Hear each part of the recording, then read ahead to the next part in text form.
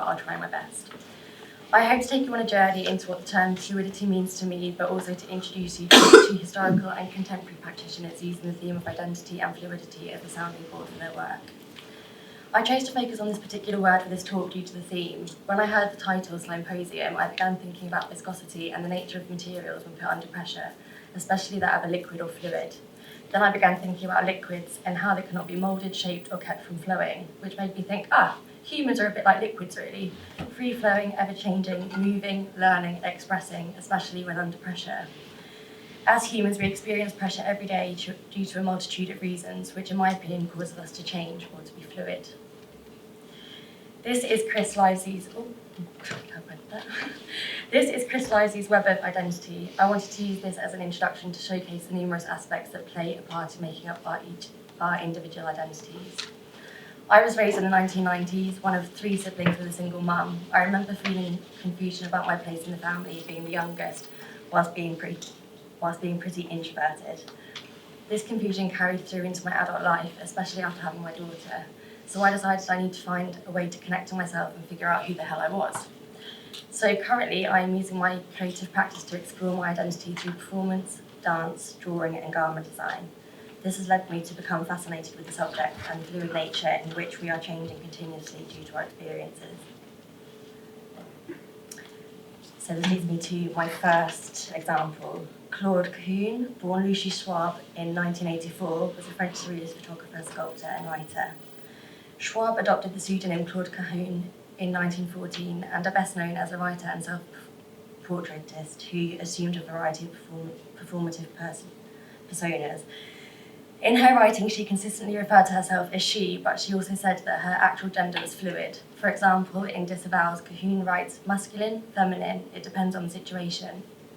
Cahun is well known for her androgynous appearance, which challenged the strict gender roles at the time. I first stumbled upon Cahun during Research into Practice unit, where I was researching female practitioners during the Surrealist art movement. I'd seen this famous image before, but it had never occurred to me to delve further into the artist and their work. I was fascinated with Cahun due to the fact that they were creating artwork based on gender fluidity whilst being from a Jewish family during World War II, which I think was so incredibly brave. So during a series of images I created with photographer Philip Poole centred around changing personas, did I choose to recreate my own version of Cahun's work.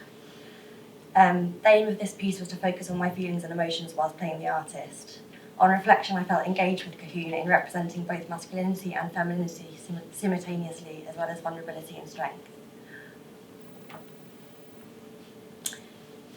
So my next example is Cindy Sherman. She's an American artist whose work, similar to Cahun's, consists of photographic self-portraits depicting herself in many different contexts and as various imagined characters. Her costumes and props are all self-made, which allows her to have full creative freedom to depict the multiple roles and personas of herself and other contemporary women. Since the 1970s, she's evolved with the times, using technology and even Instagram filters to create different identities. Sherman is the only sitter and capturer, making a hugely personal landscape to explore the space between the self and a more abstract persona in response to social-political issues. So I'm going to talk a little bit about fashion because I'm studying fashion. I want to talk a little bit about Charles Jeffrey. So it's a gender-fluid brand called Loverboy. So again, just kind of challenging identity, gender roles. For me, Richard Quinn and Ray Kawakubi from Comme des Garçons is kind of my main interest due to the fact that they kind of cover the whole body, the face. It's almost like shape-shifting, so removing gender and all the human qualities. It becomes more wearable art and abstract characters, which I think I'm trying to use a lot of that in my fashion work, kind of covering the face and almost making like aliens, I guess. So yeah. And then a little bit about music. I just wanted to touch on this because it plays a major role in my work and my world. So I was a lead singer of a post-punk band in London 7 years ago, during which time I really enjoyed experimenting with fashion and makeup to create an androgynous character for our performances. Doing so allowed me to put nerves aside, as I wasn't playing myself but an alter ego. Similarly to the act shown here, in many interviews with singers both old and new, I've heard numerous times about the importance of creating alter egos for stage, due to how fame and power can have a negative effect on one's mental health if the alter ego isn't present. This fascinates me because a new identity is being created here, but it's almost disconnected from the self, like putting on and removing a second skin, almost like a superhero costume. And then moving on to Marina Abramovic.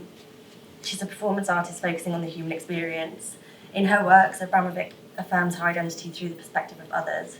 By doing so, the individual experience morphs into a collective one and creates a powerful message. Abramovic's art also represents the objectification of the female body. By presenting her body as an object, she explores the elements of danger and physical exhaustion. So Marina Abramovic has been a key person in my research. I did go to this exhibition or experience called Gates and Portals in Oxford. And in this, you're kind of forced into this meditative state where you're just alone with yourself, kind of blindfolded, you can't hear anything. I actually had almost a panic attack in one of these things because you've got a magnet above you, so you can feel the energy kind of moving through your body. And other scenarios in this piece are kind of, you're there just with yourself, like kind of questioning your identity. And that was kind of a huge experience for me, which then I took on into my own practice. So, because of my love for surrealism and my connection to kind of the body and discovering my identity, etc., I wanted to do automatic drawings. So I will play. Oh, how do I play the little clip? I'll just click on the.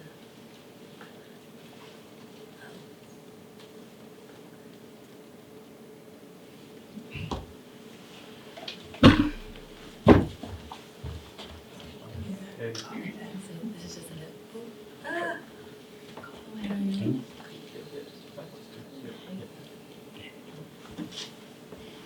Okay, so here the first drawing was done after sitting down and thinking about the masculine side of myself. So I was wearing Doc Martens and blindfolded myself, and then did this drawing, the black drawing that you can see here, thinking about that kind of the masculine side of myself.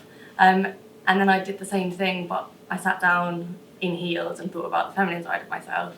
And I realised that when I was mark making in the masculine self, it was a lot harder, kind of more powerful strokes, and then in the heels, thinking about the feminine side, it was more kind of free-flowing, a lot softer. This was just a little experiment that I found really interesting, and the connection between clothing and the engagement to oneself. So like when we put on a different pair of shoes or like a big blazer, we tend to walk differently, hold ourselves differently. So I think that's just something I would really like to explore, that kind of connection with fashion and the mind.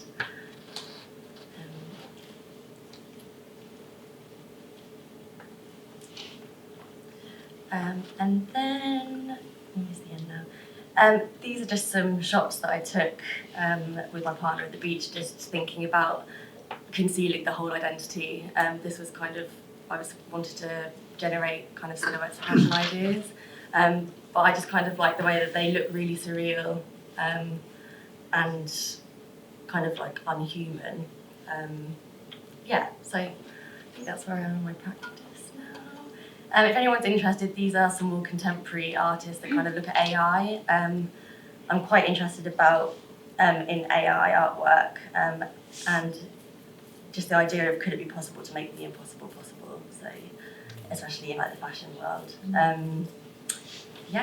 That's it.